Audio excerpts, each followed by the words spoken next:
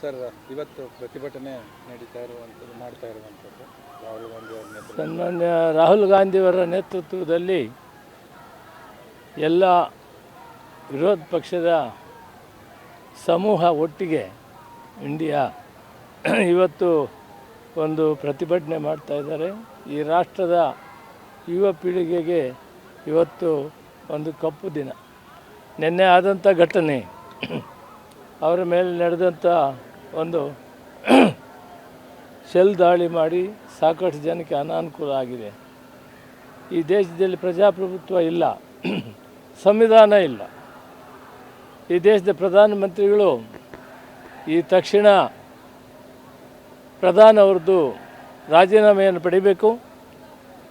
ವಿರೋಧ ಪಕ್ಷದ ನಾಯಕರನ್ನು ಮತ್ತು ಎಲ್ಲ ವಿರೋಧ ಪಕ್ಷದ ನಾಯಕರುಗಳನ್ನು ಕರೆದು ಮಾತಾಡಿ ಇದನ್ನು ಪರಿಹಾರ ಮಾಡಬೇಕು. ಇದು ದೇಶದ ಸುಮಾರು ಕೋಟ್ಯಾಂತರ ಜನ ಯುವ ಪೀಳಿಗೆ ಇವತ್ತು ಕಷ್ಟ ಕಾಲದಲ್ಲಿದ್ದಾರೆ.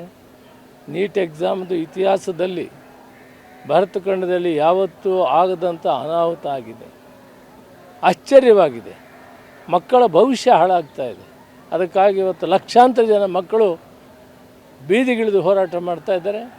ಅದಕ್ಕೆ ವಿರೋಧ ಪಕ್ಷದ ಎಲ್ಲ ನಾಯಕರು ರಾಹುಲ್ ಗಾಂಧಿಯವರ ನಾಯಕತ್ವದಲ್ಲಿ, ಖರ್ಗೆ ಅವರ ನಾಯಕತ್ವದಲ್ಲಿ ಮತ್ತು ಪ್ರಿಯಾಂಕಾ ಅವರ ನಾಯಕತ್ವದಲ್ಲಿ ದೊಡ್ಡ ಪ್ರಮಾಣದಲ್ಲಿ ಇವತ್ತು ಹೋರಾಟ ಪ್ರಧಾನಮಂತ್ರಿಯವರ ಮನೆ ಮುಂದೆ ಮಾಡ್ತಾ ಇದ್ದೀವಿ. ಇದು ಅವರು ಅರ್ಥ ಮಾಡ್ಕೊಳ್ಬೇಕು. ಇದನ್ನು ಬಂದು ಮಾತಾಡಬೇಕು, ಬಂದು ಮಾತಾಡಿ ಬಗೆಹರಿಸಬೇಕು. ಇದು ಕೇವಲ ಒಂದು ಪಕ್ಷದ ವಿಷಯ ಅಲ್ಲ, ಇಡೀ ಭಾರತ ದೇಶದ ಯುವ ಪೀಳಿಗೆ ವಿಷಯ. ಇದನ್ನು ಪರಿಹಾರ ಮಾಡದಿದ್ದರೆ ಇದು ನಿರಂತರ ಹೋರಾಟ ನಡೀತದೆ. ಪಾರ್ಲಿಮೆಂಟ್ ನಡೆಯೋಕ್ಕೆ ಬಿಡುವಂಥ ಅವಕಾಶನೇ ಇರೋದಿಲ್ಲ. ಆದ್ದರಿಂದ ಪ್ರಧಾನಮಂತ್ರಿಗೆ ಆಗ್ರಹ ಮಾಡ್ತೀನಿ, ತಕ್ಷಣ ವಿರೋಧ ಪಕ್ಷದ ಜೊತೆಯಲ್ಲಿ ಕುಂತು ಚರ್ಚೆ ಮಾಡಿ ಪರಿಹಾರವನ್ನು ಕಂಡುಹಿಡಿದು ಆ ಯುವ ಪೀಳಿಗೆಗೆ ನ್ಯಾಯವನ್ನು ದೊರಕಿಸಿಕೊಡ್ಬೇಕಂತ ನಾನು ಆಗ್ರಹ ಮಾಡ್ತೇನೆ.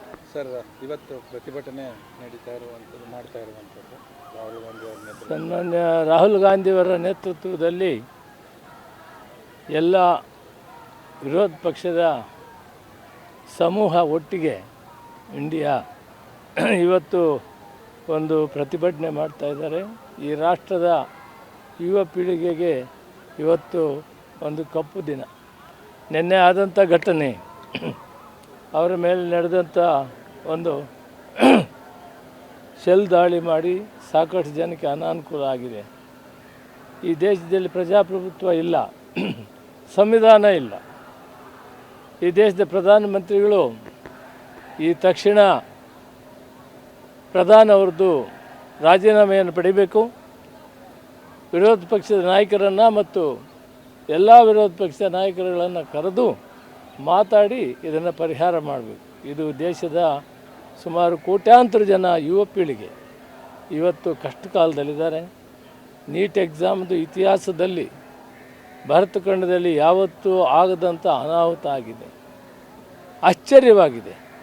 ಮಕ್ಕಳ ಭವಿಷ್ಯ ಹಾಳಾಗ್ತಾ ಇದೆ. ಅದಕ್ಕಾಗಿ ಇವತ್ತು ಲಕ್ಷಾಂತರ ಜನ ಮಕ್ಕಳು ಬೀದಿಗಿಳಿದು ಹೋರಾಟ ಮಾಡ್ತಾ ಇದ್ದಾರೆ.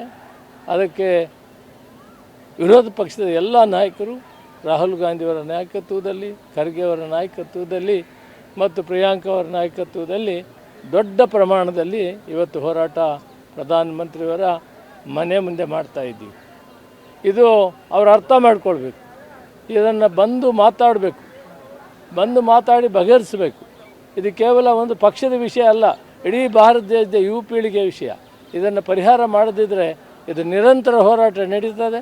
ಪಾರ್ಲಿಮೆಂಟ್ ನಡೆಯೋಕ್ಕೆ ಬಿಡುವಂಥ ಅವಕಾಶನೇ ಇರೋದಿಲ್ಲ.